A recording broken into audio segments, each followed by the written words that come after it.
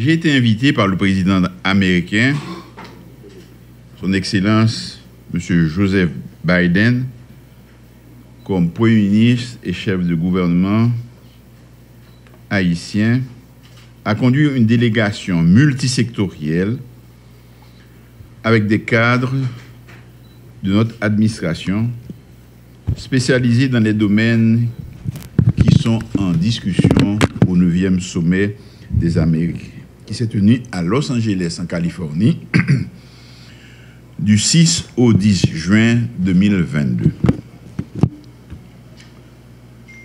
Cet événement présentait, de par son ampleur et sa portée, de nombreux enjeux politico-diplomatiques pour Haïti, tant au niveau bilatéral, régional que multilatéral. En effet, les représentants de 73 États et organisations régionales et multinationales en dehors des Amériques étaient représentés. Il m'a semblé nécessaire et opportun de vous donner un tableau panoramique de mes principales activités et celles de notre délégation au cours de ce séjour laborieux et enrichissant à Los Angeles. Tout d'abord, au niveau du sommet proprement dit, j'ai procédé au cours des 3 sessions plénières avec les autres chefs de délégation à la validation de 5 projets d'engagement politique préalablement adoptés par la réunion ministérielle le 8 juin 2022. Il s'agissait des thématiques suivantes. Tout d'abord, un plan d'action sur la santé et la résilience dans les Amériques. Ce texte apporte des éléments de réponse face aux défis posés par la pandémie de Covid-19. Ensuite, un programme régional pour la transformation numérique. Il s'agit de favoriser le développement socio-politique. La délégation qui m'a accompagné était composée, entre autres, du ministre des Affaires étrangères, M. Jean-Victor Généus, de l'ambassadeur d'Haïti aux USA, M. Edmond Bochid, de l'ambassadeur d'Haïti à l'OEA, M. Léon Charles, du coordonnateur national pour cet événement, l'ambassadeur Guy Lamotte, et de nombreux cadres. Je disais donc, par la transformation numérique, nous entendons accélérer la transition vers une énergie propre, durable et renouvelable. Notre avenir vert et durable était important, et un plan d'action interaméricain sur la gouvernance démocratique a été adopté. Toujours dans le cadre du sommet, à la session plénière du 10 juin, j'ai délivré le message officiel de la délégation haïtienne que vous avez certainement eu l'occasion de suivre. J'ai choisi, à cette occasion, de parler vrai, sans langue de bois, et de dire clairement ce que nous souhaiterions voir être notre Amérique, le voir devenir notre Amérique dans les prochaines années. Si les pays de la région avaient la volonté de mettre en œuvre les résolutions généreuses contenues dans les documents et déclarations. En effet, elle serait belle, notre Amérique, s'il y avait davantage de solidarité et d'entraide mutuelle contre les inégalités, les différences de développement entre nos pays. Ce fut aussi l'occasion de poser avec nos amis de l'hémisphère les problèmes d'insécurité auxquels notre pays est confronté. J'ai constaté que la quasi-totalité de ces pays connaissaient parfaitement la situation qui prévaut chez nous. Et tous ont fait un plaidoyer en faveur d'un soutien qu'il fallait apporter à notre pays pour en finir avec ce fléau et paver la voie vers un retour à un fonctionnement normal de nos institutions à travers des élections crédibles. J'ai de bonnes raisons de croire que le soutien que nous recherchons pour notre police devrait très prochainement se concrétiser.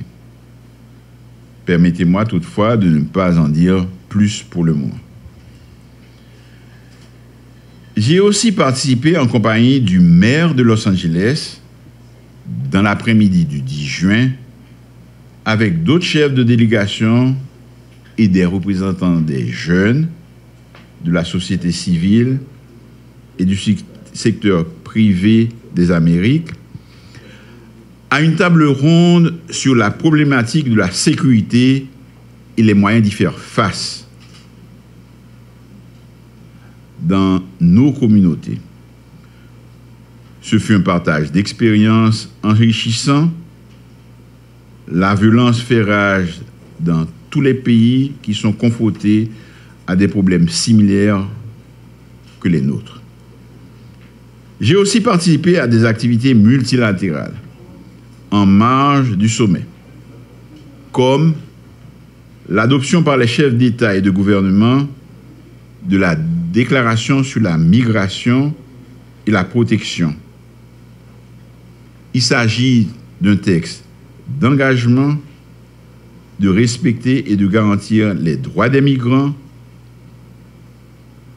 indépendamment de leur statut et aussi de lutter contre la migration irrégulière, notamment par le financement des projets de développement dans les zones pourvoyeurs de migrants.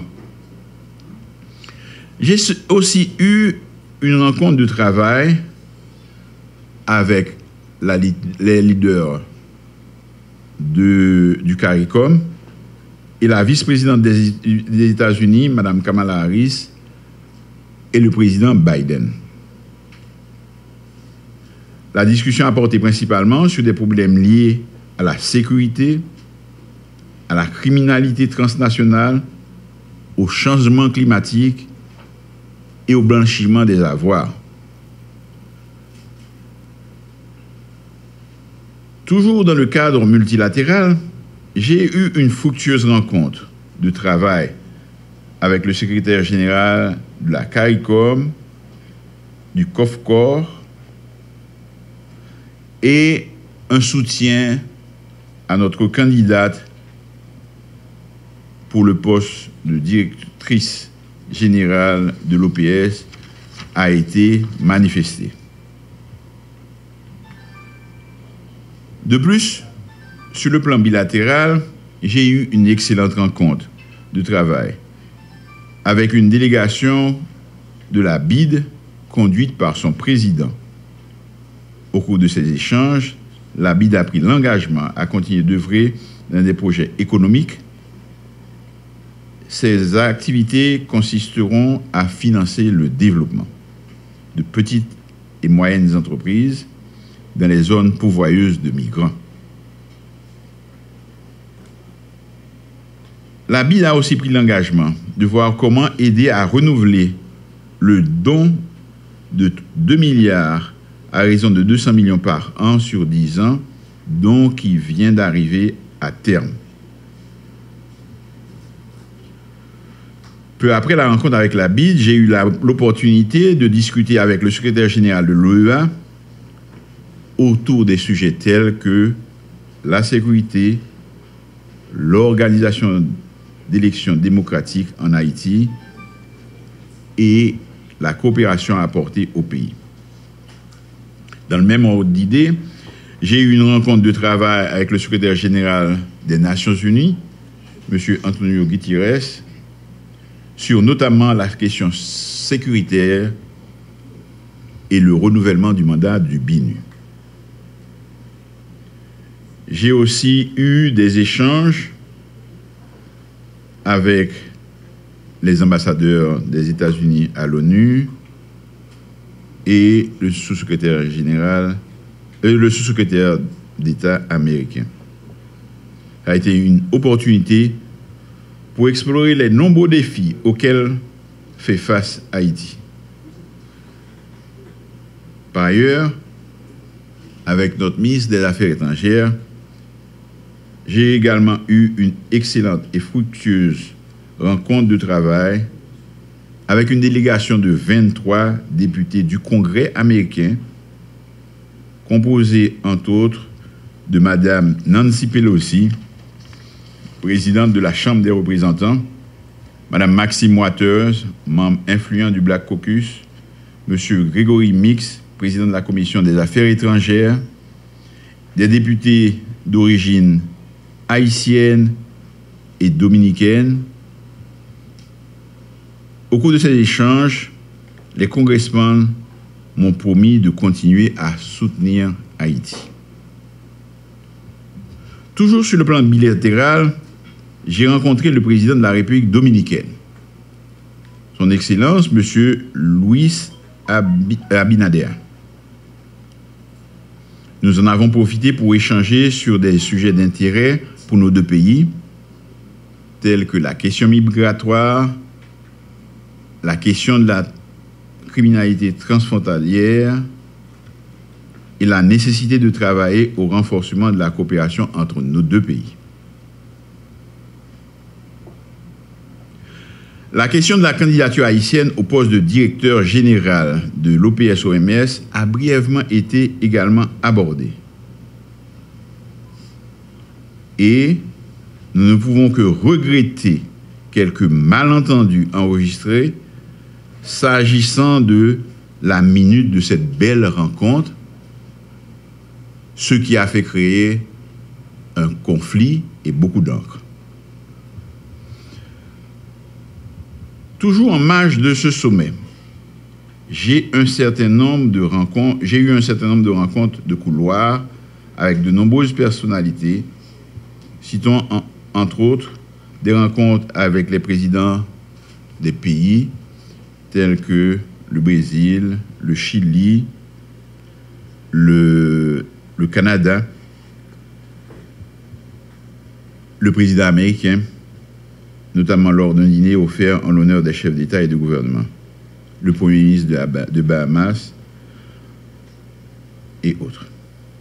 Nous avons eu une rencontre de travail, en fait, avec le Canada, au cours de laquelle de nombreux points ont été notamment évoqués, à savoir la situation sécuritaire, les besoins d'Haïti en matière de sécurité, la crise politique et la question du renouvellement du BINU.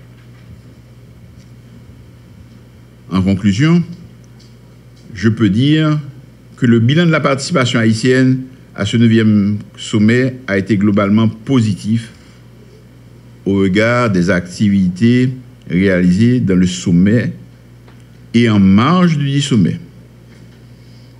Nous voulons remercier les ambassades d'Haïti à l'OEA et à l'ONU, et à Washington pour leur soutien, ainsi que les différents membres des ministères qui nous ont accompagnés et qui ont rendu ce voyage, cette délégation, cette entreprise réussie. Nous attendons donc avec un certain optimisme les retombées pour Haïti dans de nombreux domaines. Je voudrais prendre aussi l'occasion, pendant que j'y suis, pour remercier le gouvernement pour le travail qu'ils ont pu faire pendant mon absence. Merci beaucoup à vous tous, merci beaucoup à vous ministre Boisvert, pardon, pour la manière dont vous avez conduit le gouvernement. Je voudrais dire aussi à la police nationale, je voudrais dire à la police nationale, bonne fête. Je regrette d'avoir pas été là ce matin. Mais de tout cœur, nous sommes avec vous. Vous êtes la force qui est capable de nous préserver des grands problèmes dans ce pays. Notre sécurité repose entre vos mains. Nous vous faisons confiance et nous continuons à vous faire confiance. Bonne fête et dites à tous les policiers combien nous les tenons en estime, combien nous avons besoin d'eux.